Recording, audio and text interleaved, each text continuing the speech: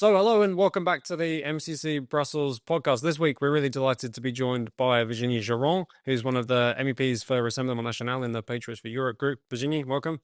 Hi, thank you. And welcome back to our director, Frank Furedi. Nice to talk to you. Today, we're going to be diving into Trump's big trade war that's going to hit Europe. We're also going to take a look at the brewing scandal around the influence of NGOs, especially on environmental policies in Europe. And we're also going to come to France and discuss the ongoing political turmoil there.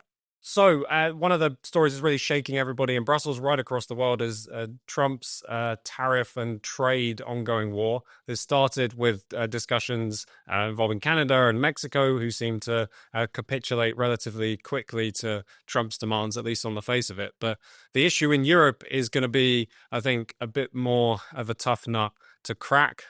Trump has promised action to address various issues using tariffs as also as political weapons. He wants European countries to spend more on defense and also maybe export slightly less goods to America and certainly buy lots more American energy. As I said, this one has got some very tricky dynamics to unpack, not least because Europe finds itself starting from already a weak economic position. But Frank, you've been talking this week with us about how this has a possibility to actually be not just an issue about economics and trade, but to potentially escalate further. What have you made of this opening salvo of the EU-Trump negotiation? Well, at the moment, it's a lot about positioning.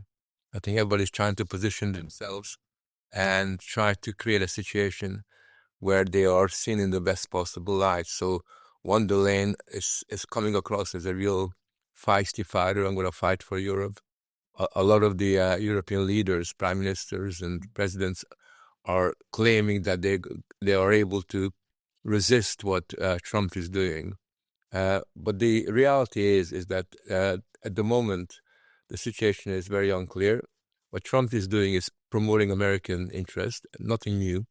This has been the case under Biden, and Biden already introduced tariffs, both hidden tariffs and explicit tariffs. As it happens, Europe also has a tariff regime, so there's been an imminent trade war that's been kicking in ever since COVID, when reshoring begins to acquire a greater momentum. But what we're seeing now is that what Trump has done is he's crystallized this conflict to the point at which I think that what's going to happen in Europe is that the facade of unity, which the Brussels Commission tries to promote, is going to get unstuck because the national interest of France and the national interest of Germany or Holland are a little bit different. And at the moment, they haven't got the freedom, the ability to negotiate the kind of deals that make sense for them. And I would predict that what we're seeing increasingly is growing pressure by the different national governments to give them more freedom to make decisions about how they operate on the global scale. Yeah, Virginie, as I say, Europe starts already from a difficult situation, partly due to the influence of policies pushed by the European Commission. There's huge problems with growth, with competitiveness, etc. Where do you think this kind of trade war is headed? But it's the balance sheet what's clear since Draghi report. And we have to think that Trump is businessman at the first time. And it's a moment for them, for France, to work on what we have to do economically, because we saw the fail of Commission of the Union European. That's the reason it's an opportunity for France, because as you said, and you were right, we have different focus, we have different point of view of what we can negotiate with America, and that's for them, for France, and also for Brussels to see and to agree the bad balance sheet, because now all the industry in Europe are in a bad moment. Automotive car and industry are in a very low because we didn't protect our market. That's a point. And Trump, what he's doing to protect his interest, and we have to do the same for Brussels. Maybe have to do that, but for France also.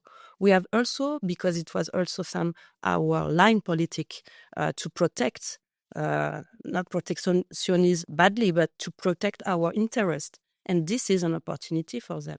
Yeah, and Frank, one of the things that I know you're familiar with is the way in which historically issues that seem on the face of it about trade can very quickly acquire a different momentum. At the moment, this is also very political, isn't it? Because Trump said that he wants European countries to spend more on defense or to buy more American energy. And so there's already a political dimension to what is not just an economic question.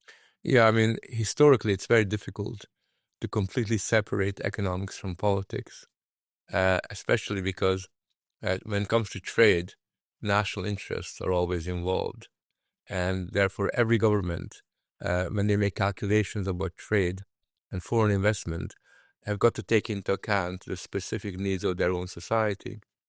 But there's a problem, and the problem is historically what has happened is that when you have an escalation of conflict over trade, when trade becomes weaponized in a sense, in the way it's sometimes done, the way, for example, has been the case in the Ukraine war or other situations where you have sanctions, it's very, very easy for that escalation of a politicized trade to become much more unpredictable.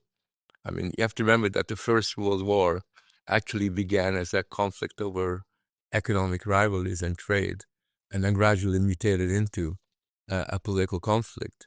And I think what we're seeing today, and this is something I worry about, is that we live in a world where there's a certain naivety on the part of Western political leaders about what happens when you escalate trade rivalries. And they don't take into account that at some point, those rivalries, those tensions may acquire a military dimensions. I wouldn't rule that out, because for the first time, when you look at the so-called Western alliance, it doesn't look very much like an alliance. It looks like a coalition of people with very different views on the world. And that is a new development. Since Second World War, this is the first time when the international trade regime, GATT, the World Trade Organization, the World Bank, all these organizations are gradually coming unstuck, and they can no longer regulate the relation between the big economies in the way that they could do in the past. Yes, it's true. And also the big work that the Commission has to do, it's to see that all the new regulations that they make since 20 years ruin our industry. And now von der Leyen at the last speeches said, okay, we have to now to change all that we do since 20 years, less regulation. It's a joke. And at the same moment, she's continued to make some trade with some foreign country, but despite the farmers, it's Mercosur also in this moment is still in the table on the council. But they are focused on some points. Also, another point, it's election, because it's an agenda, a lot of different election.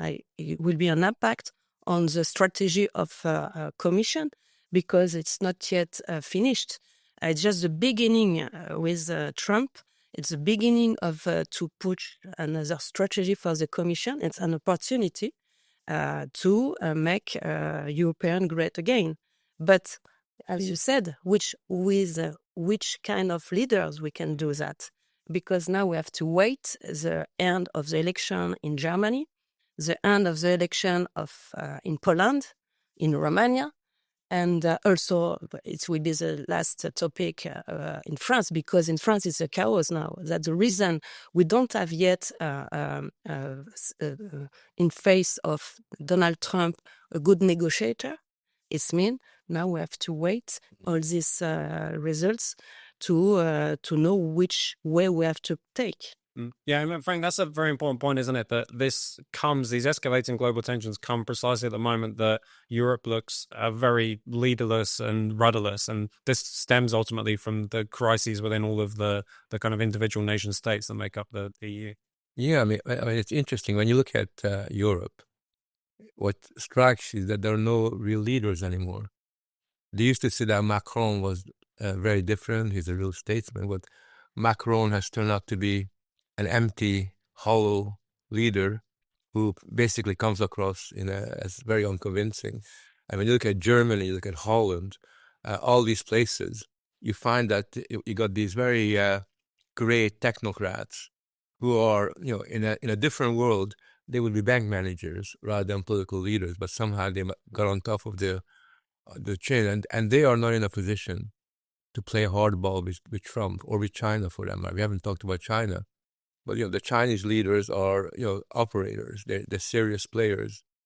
Trump, whatever you think of him, is a very able businessman who can use America's power. He can use the power of the dollar as leverage. Europe has got a problem because the only growth industry in Europe, as Virginie said, is that of regulation. That's the only thing that Europe is very good at. That more and more regulation all the time, and trying to impose that on the rest of the world. And whether they like it or not, this regulatory nightmare has got to change. You cannot continue and expect the economy of Europe to thrive and flourish if it's regulated out of existence. I think that's really the issue of our time. Well, moving on, I mean, one of those areas where there's been a tremendous amount of regulation, as we know, is in everything related to climate and environmental policy. And over the last couple of weeks, kind of a really important story has started to break about the way in which the European Union has been financing NGOs to lobby itself for even more regulations. Now, this at the moment is a relatively kind of almost contained story, but we know, and Frank, I know we've been doing some work on this, that in many ways this is just the tip of the iceberg in terms of the involvement of the whole NGO industrial complex that has grown up around the EU and very reliant on EU funding. We talked before about the roles of NGOs on this show, but what do you think this exposes about the kind of parasitical relationship or that kind of relationship between the Commission and NGOs? Well, it first of all shows that NGOs, non-governmental organizations, are actually quite governmental. The whole idea that they're these independent, disinterested, neutral civic organizations is wrong.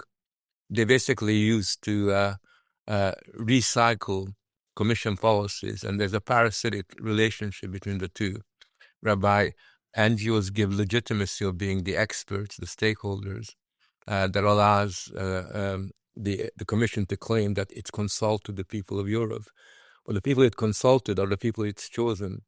And what we're seeing, I mean, for me, this represents the corruption of civic society. Because I'm sure that in the next few weeks we'll find out that literally, not millions, but billions of euros are being spent by the Commission, taxpayers' money, on providing money for propaganda, for promoting organizations involved in the LGBTQ sector, in the gender sector, in the environmental sector. So what they've done essentially is they've used the cash that people pay for to finance these individuals who are entirely dependent on the largesse of the Commission. So this is really the corruption on a grand scale, and a tremendously grand scale, of the very fabric of civic society itself. Yeah. So, Virginie, I mean, in America, Trump's began to pull the rug under some of these NGOs that are reliant on US money, lots of them actually operating in the EU and trying to influence national governments in the EU. But this is very much a story about the power of the Commission as well and the way in which it lobbies itself. Yes, it's another scandal. But as you know, Brussels, it's a capital of lobbyists. And an NGO, as you mentioned, the NGO is not independent. When you saw all are financing this kind of NGO, it's sometimes it's a lot of time it's from foreign states, foreign association, and they have some interest to be there. And the scandal, it's because we saw all the damage about what is a Green Deal. Because at the end, we spoke about Green Deal, the new strategy from the Commission. And I in this committee, it's to control the budget.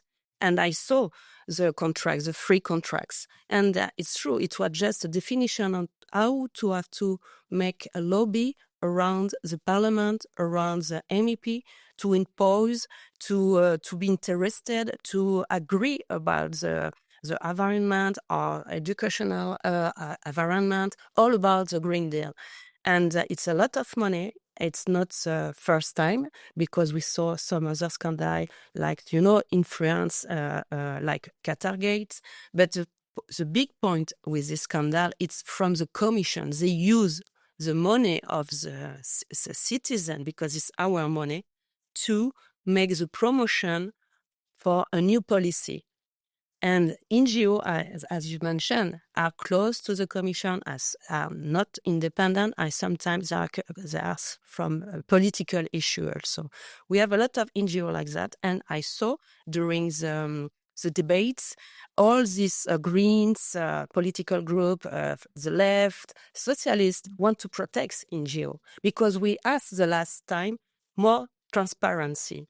Because normally they have transparent registration, and they have to go to mention everything, also the financing, and you can see that they just mention a little a subject, little name, but not the financial, and that's a big point, black point. And I'm happy because since Donald Trump, every day you have a new scandal. Also today is a USAID, because also we can see and we discover that also the Commission paid the BBC. It's not an interest direct from the UN Parliament, and they pay BBC. And I'm happy to see that every day we have a new scandal. This one is a big, huge scandal because it was Timmermans' commission. He paid a lot of NGOs to promote Green Deal, and now I explained the damage against farmers, against agriculture, against car automotive industry.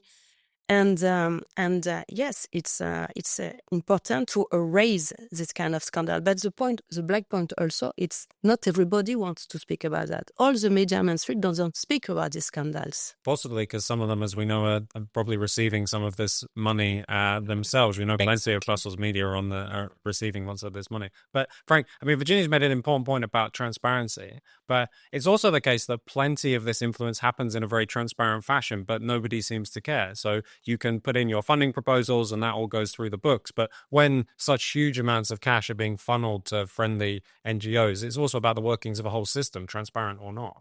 Yeah, I mean, the system is interesting. If you take, for example, the transgender politics that the EU promotes, look at the people that it consulted about it. Every single organization that it consulted is being financed by them. Exactly. And therefore, what you basically have is a kind of an act of deception, where essentially what you're doing is you're bribing people to tell you what you want to hear. I mean, that's really what's really kind of going on here.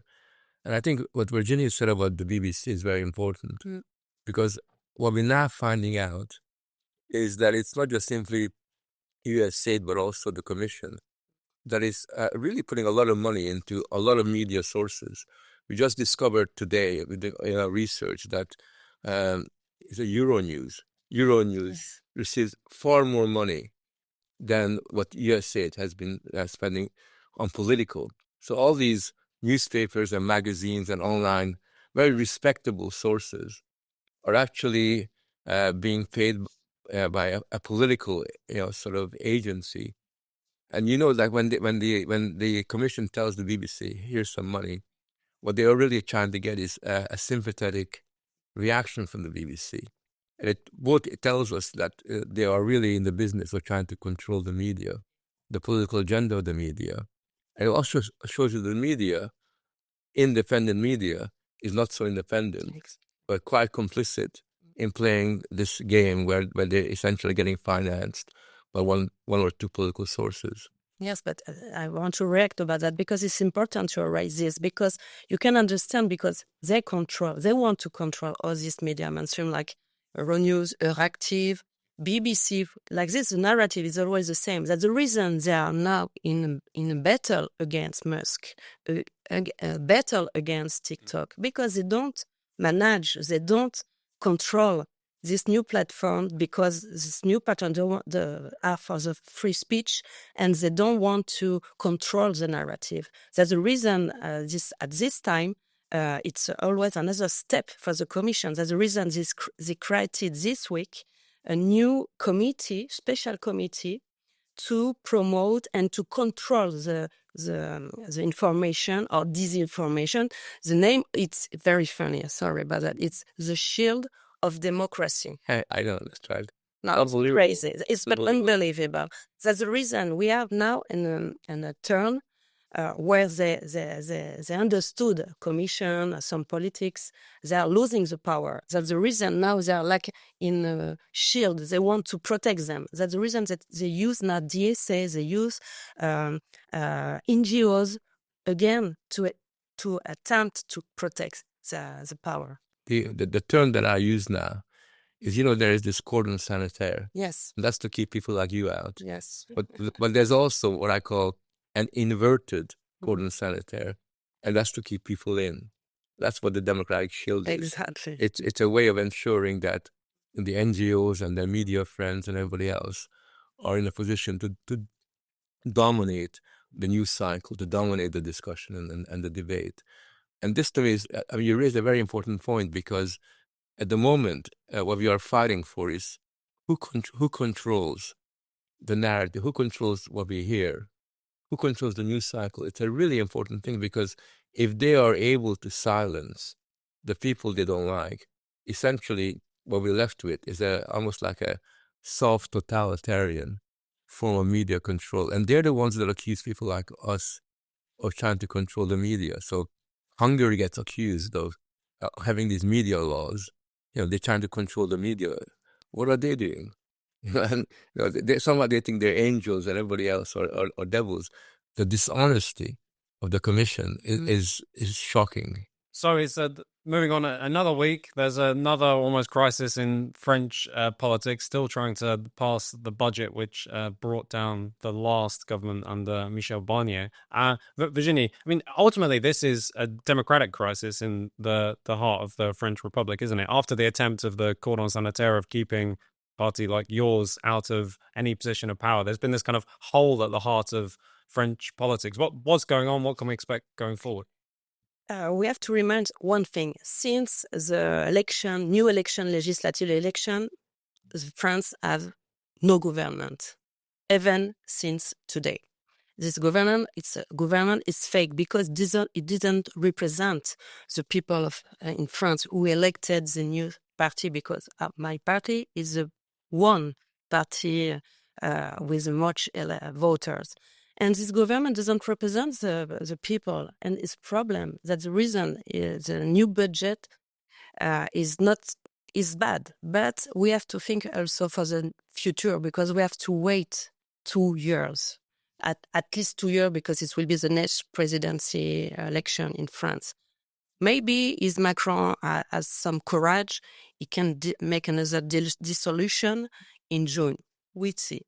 But at the end, at this moment, yes, it's a chaos in France, because no majority.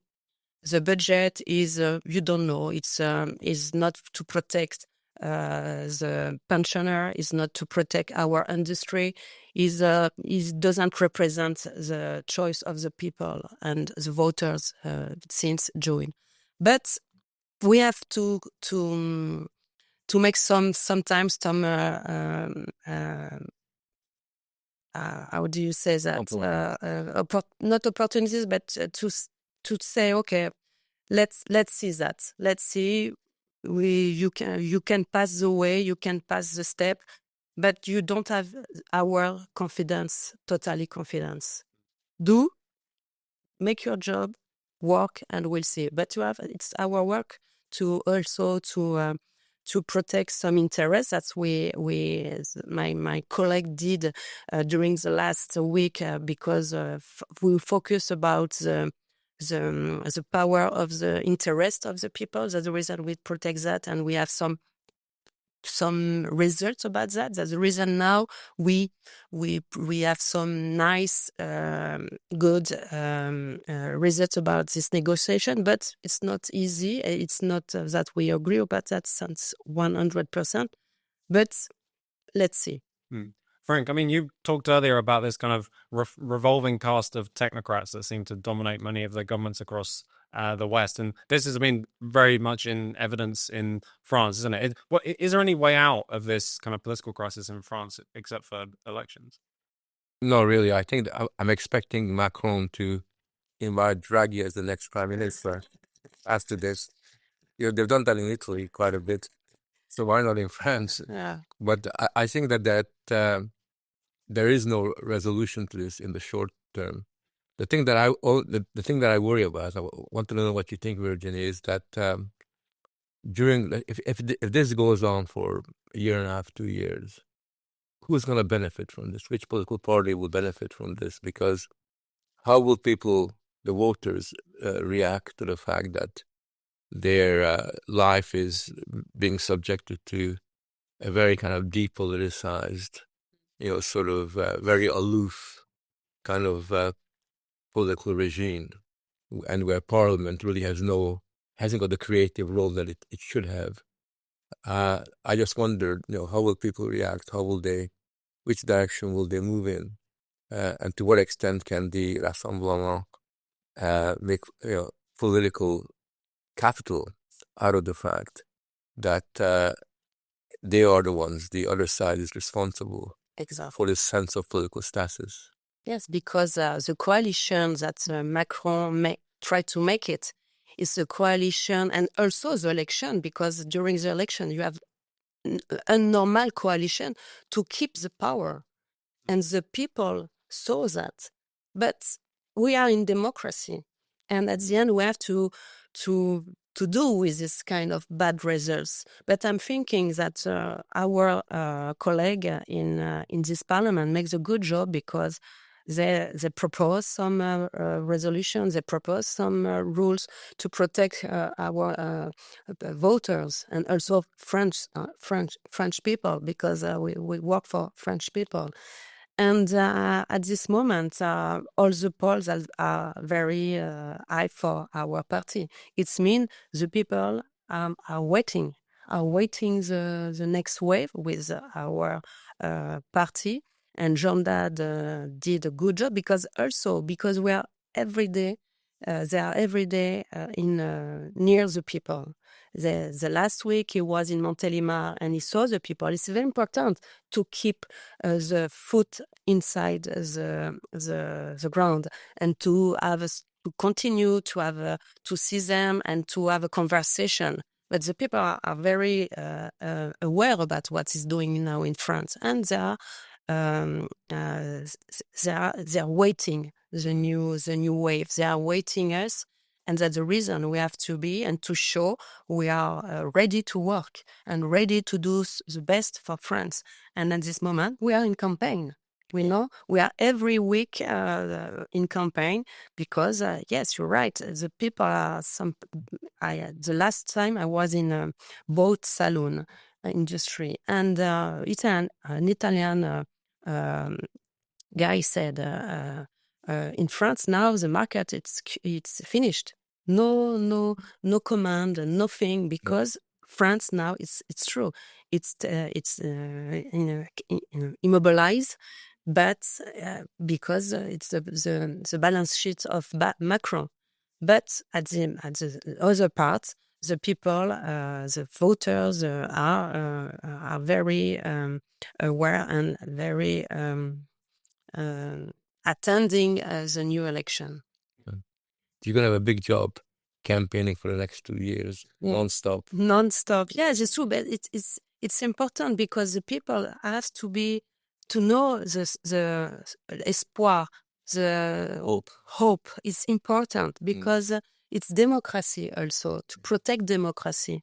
And that's why we're working about that, and worry and working to continue an issue. Yes, today it's not a good situation, but it's sure it will be an end of this situation, and I hope we represent this new government, and the hope for the people. They have to wait and to be patient. But it's clear that across all of these issues that we discussed, there's an attempt by those in power to create as big a distance between themselves and their power and the regular massive people as possible. And so our job in every occasion, whether we're talking about NGOs or elections in France, is always to push our politicians closer and closer to the people under the pressure of that we can try to put them under. So that's what we're always trying to do at MCC Brussels. Please, if you've enjoyed this, do like and subscribe. Make sure you hit the bell on YouTube to get notifications. But for now, that's it from us from the MCC Brussels podcast. Thank you, Virginie. Thank you. And Frank, thanks so much. Pleasure.